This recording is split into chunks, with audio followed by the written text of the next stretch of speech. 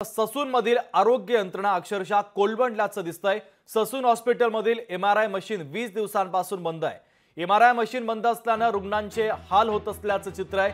आरोग्य मंत्री हसन मुश्रीफ यांचं ससूनकडे दुर्लक्ष होत असल्याचं देखील आता पाहायला मिळत आहे। ससूनचे अधीक्षक यल्लप्पा जाधव 20 दिवसानंतर देखील गप्प आहेत, तर ससूनचे डीन एकनाथ पवार सुट्टीवर आहे। मशीन बंद असल्याने डीन एकनाथ पवारांना माहितीच नाहीये।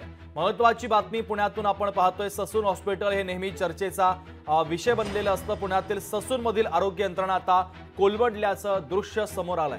ससून हॉस्पिटलमधील एमआरआय मशीन चक्क 20 दिवसांपासून बंद आहे आणि त्यामुळे आता रुग्णांचे मेगा हाल होत असल्याचं चित्र सध्या पाहायला मिळत आहे।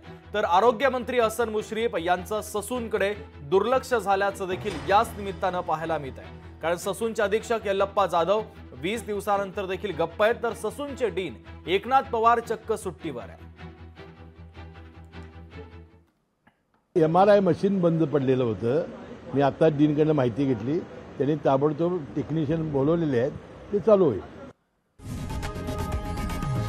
लोकशाही मराठी ऐका, पहा, जागरूक रहा।